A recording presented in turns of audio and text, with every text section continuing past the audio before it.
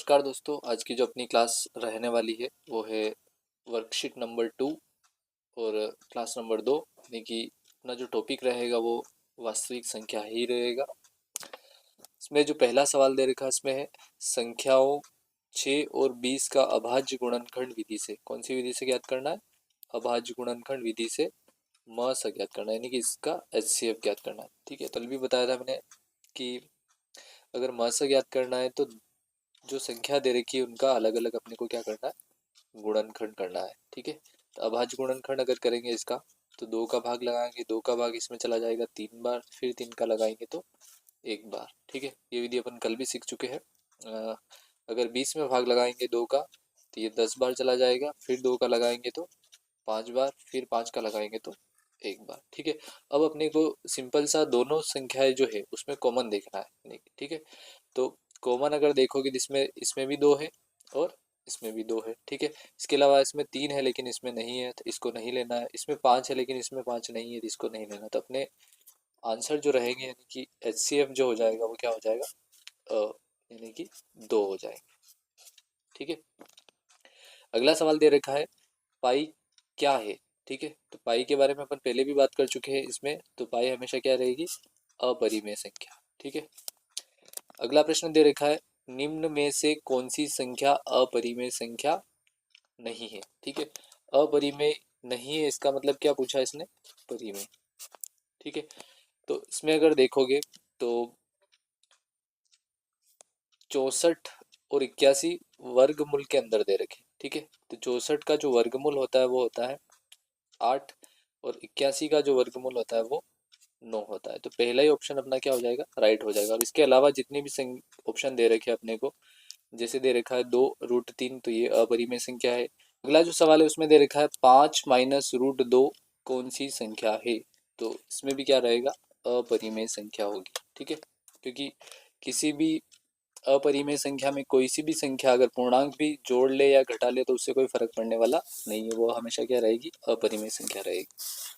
अगला जो सवाल है इसमें दे रखा है 1260 के अभाज्य गुणनखंडों को घातांक के रूप में लिखिए। ठीक है, तो सिंपल सा सवाल है, इसको अभाज्य गुणनखंड कर देंगे इसके 1260 के। सबसे पहले 2 का भाग लगाना है, ये चला जाएगा 630 बार, फिर 2 का भाग लगा दोगे 630 के आधे अगर करोगे तो ये हो जाएगा 315। ठीक है, अब इसमें 2 का भाग नहीं जाएगा, 3 का भाग को चेक करने के लिए सिंपल सा है कि जितनी भी डिजिट अपने को दिख रही है उसको जोड़ लेना है। तो 5 और 1 6, 6 और 3 हो जाएंगे 9। ठीक है, 9 में 3 का भाग जाता है, इसका मतलब ये जो संख्या दे रखी है इसमें भी भाग जाएगा। तो 3 का भाग लगाएंगे 1 बार, ये चला जाएगा 5 बार, और बीच में क्या लगेगा, 0, क्योंकि अपन दो संख्या क्या करेंगे इसमें लगातार उतारेंगे। ठीक है, फिर 3 का भाग लगाएंगे तो 35 दिया 105 होते हैं।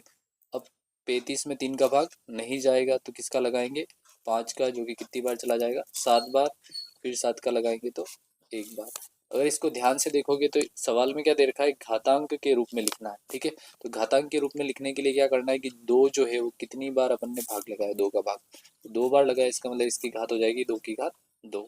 इसी तरीके से 3 जो अपने पास कितनी बार आया है, 2 बार आया है, तो 3 की घात भी कितनी हो जाएगी, 2 हो जाएगी। ठीक है, लास्ट अपना 5 और 7 एक एक बार ही आया तो उसको एक एक बार ही लिखना है। ठीक है, सवाल नंबर 6 जो है इसमें दे रखा है संख्याओं 55 व 88 का LCM ज्ञात करना है। ठीक है, तो नॉर्मल सा सवाल है, दोनों का एक साथ गुणनखंड कर लेंगे, क्योंकि ल से ज्ञात करना है तो 55 भी लिखेंगे 88 भी लिखेंगे। ठीक है, सबसे पहले अपन भाग लगाएंगे किसका, 2 का, तो इसमें भाग नहीं जाएगा तो वैसी की वैसी संख्या उतारनी है, इसमें चला जाएगा तो कितनी बार जाएगा, 44 बार। फिर 2 का भाग लगाएंगे, इसमें नहीं जाएगा, इसमें जाएगा तो 22 बार।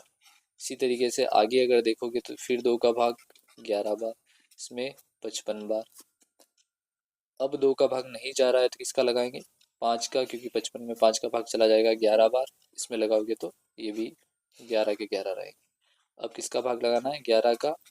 ठीक है, तो इसका जो लस है वो इधर वाली जो डिजिट आई है अपने पास जिसका अपन ने भाग लगाया उस सबका क्या कर लेंगे, अपन गुणा कर लेंगे। ठीक है, तो अगर लस ज्ञात करना है तो 2 का गुणा 2 से, फिर उसका गुणा 2 से, उसका गुणा 5 से, और लास्ट 5 जो है उसका गुणा 11 से हो जाएगा। ठीक है, अगर इन सब का गुणा करेंगे तो 2 का गुणा 2 से 4 हो गया, 4 का गुणा 2 से 8 हो गया, 8 का गुणा 5 से करोगे 40 हो गया, 40 का गुणा 11 से करोगे तो 440 अपना क्या हो जाएगा, राइट आंसर हो जाएगा। ठीक है, अगला जो दे रखा है इसमें संख्याओं 4052, एक संख्या दे रखी है, एक तो है अपने पास कितना 4052, दूसरा दे रखा है 12576।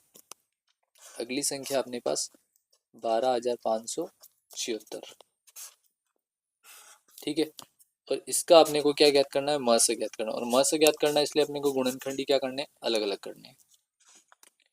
अब इसमें सबसे पहले 2 का भाग लगाएंगे तो ये चला जाएगा 4052 का अपने को आधा करना है, यानी कि 2000 क्या हो जाएंगे, 26 हो जाएंगे। फिर 2 का भाग चला जाएगा इसमें तो इसके आधे हो जाएंगे 1013, और 1013 जो है उसमें किसी भी संख्या का भाग नहीं जाएगा, 1013 का ही लगाना पड़ेगा वो एक बार। ठीक है, क्योंकि ये खुद अभाज्य संख्या है।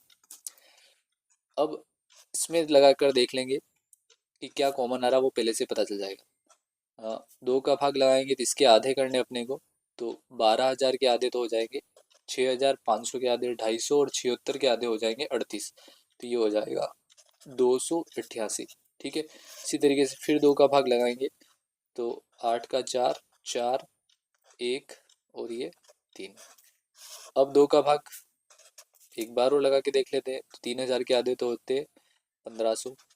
ठीक है, और 144 के आधे हो जाएंगे 72, 72 और 1500, तो 1572 हो जाएंगे। ठीक है, अब इसमें दोनों में चेक करोगे तो दोनों ऐसी संख्या आ रही है अपने पास लास्ट में, इसमें वैसे और भाग चला जाएगा लेकिन अपने को ज्ञात ही इसमें क्या करना है, एचसीएफ ज्ञात करना, और एचसीएफ ज्ञात करना इसका मतलब अपने को कॉमन देखना। तो एक तो चीज़ है इसमें 2 आ रही है संख्या और एक और 2, इसका मतलब इसका जो मस जो हो जाएगा वो क्या हो जाएगा, 2 इंटू 2 यानी कि 4, इसका अपने पास क्या हो जाएगा, राइट आंसर हो जाएगा। ठीक है,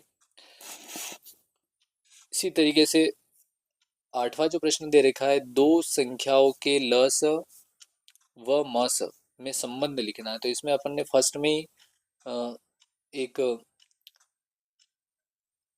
2-3 अपन ने बिंदु पढ़े थे, उसमें ये दे रखा था कि संबंध ये होता है कि लस का गुणा अगर मस से करते हैं तो वो उन दोनों संख्याओं के गुणनफल के बराबर होता है। ठीक है, ये अपना एक सूत्र है, इसको ध्यान में रखना है। अगला है सवाल संख्या 24 और 72, क्या दे रखा है, संख्या 24 दे रखी है और एक 72 दे रखी है, का लस अपने को क्या करना है, ज्ञात करना है। लस ज्ञात करना है इसका मतलब अपने को दोनों को एक साथ लेकर गुणनखंड करना है। ठीक है, 2 का भाग आसानी से चला जाएगा इसमें भी और इसमें भी। फिर 2 का भाग लगाएंगे तो 6 बार और ये 18 बार।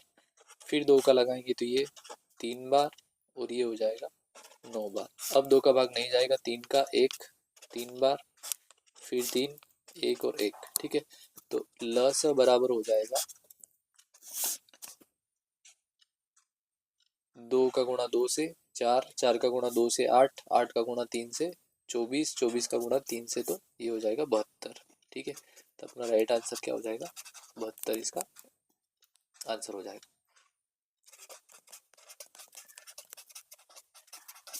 ठीक है, अब देखते हैं इसमें लास्ट सवाल है,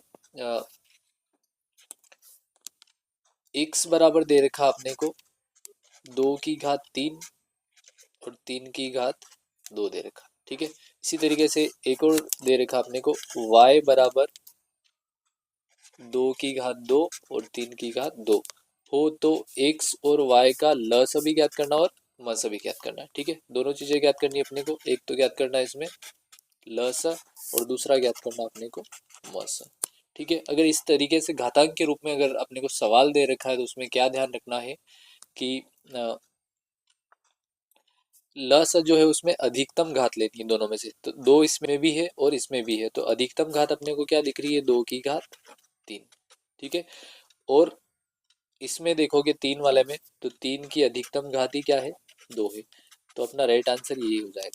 अब अगर म से ज्ञात करना है तो म से में न्यूनतम घात लेनी है अपने को, न्यूनतम इसलिए लेते हैं क्योंकि न्यूनतम ही अपने लिए क्या हो जाता है, कॉमन हो जाता है। ठीक है, तो न्यूनतम क्या हो जाएगा इसमें, न्यूनतम अगर 2 की घात देखोगे तो 2 की घात 2 ही रहेगी और 3 की घात न्यूनतम ही क्या है, 2 ही है। ठीक है, तो ये अपना आंसर हो जाएगा।